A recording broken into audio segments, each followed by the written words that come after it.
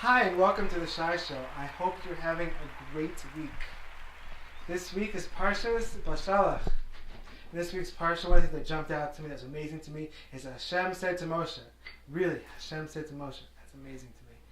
And Hashem said to Moshe, he said, why do you cry out to me, Hashem? Speak to the children of Israel, speak to the Bnei Israel, and tell them to go forward. Now, it says in the Mechilta, Chazal, our sages, from the times of the Tanaim, a long time ago, say about this Parsha, it says that when this happened, that all the Jews stood at the shore of the Red Sea, the Sea of Reeds, and they broke into four factions. So the first question is, over 1 million Jews, and only four factions? Yeah, how do they do that? Isn't it like 2 Jews, 3 opinions? They need more factions. Just kidding, they don't. Well, if they would have taken the math class, they'd be good with their factions. That's so funny. So it says the first group said, let's cast ourselves into the sea. The second group said, let us return to Egypt. Group C said, let us wage war on the Egyptians. And the fourth group said, let us cry out to Hashem. So Moshe said, fear not. Stand by the sea and see the salvation of Hashem, which He will show you today. For you have seen, this is Pesukim, by the way, this is the actual verse. For you have seen Mitzrayim this day, you're never going to see it again, and Hashem's going to fight for you, and to be silent. So for those who said, let's cast ourselves into the sea, he said, fear not and see the salvation of Hashem. To those who said, let's return to Mitzrayim, he's saying there's going to be no more Mitzrayim. He said, to those who were saying, let's wage war against Hashem, he's saying, now Hashem's going to fight for you. And for those that cry out to Hashem, Hashem said, now's the time to be silent.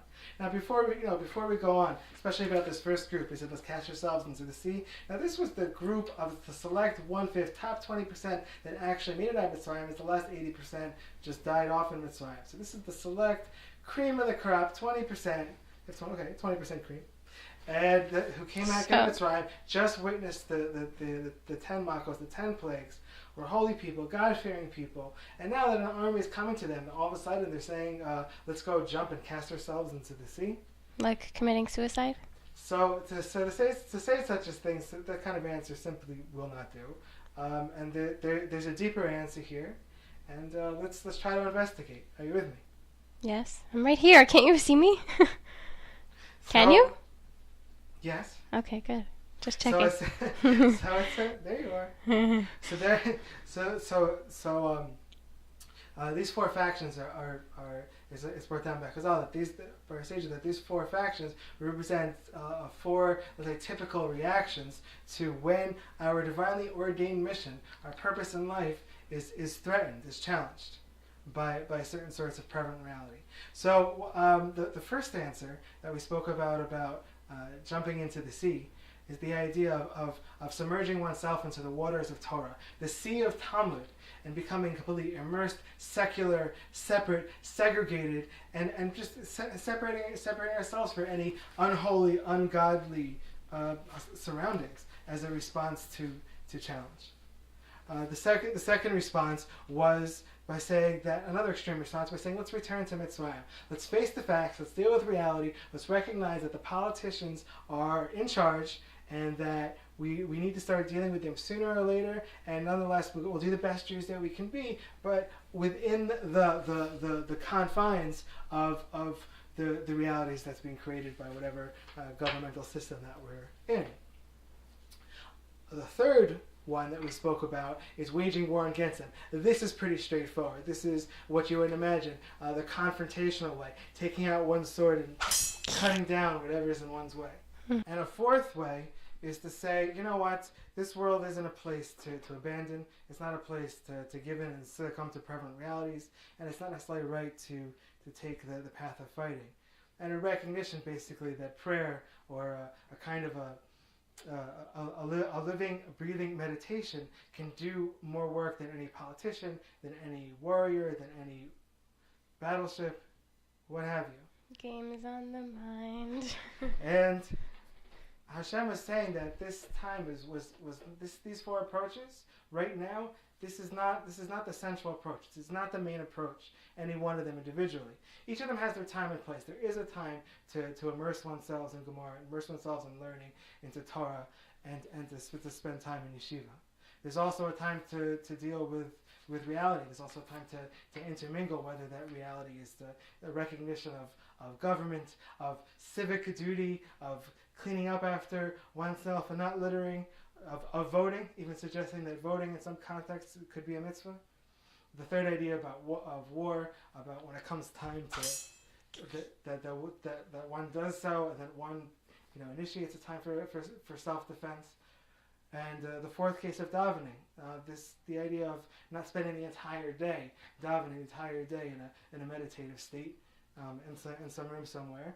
There's a time and place for it, and there's a connection, an important connection, and important realities that are accomplished with it. But again, none of these in themselves are the center, the locus, if you will, of the circle of purposeful focus when our mission is canceled. So rather when we say that the Jew is headed towards Har Sinai, when he's headed towards the Torah way, in the middle of what can seem to be a hostile or indifferent world, that the more basic response is, like we said in the pasuk, remember, to go forward. Go forward, right? Go forward. I knew you were paying attention. I was. And when you move forward, that the chances are that we're going to be able to see that there's insurmountable barriers that we created in our minds by so whatever is getting in our way that we might associate and think of as insurmountable, not passable, not able. that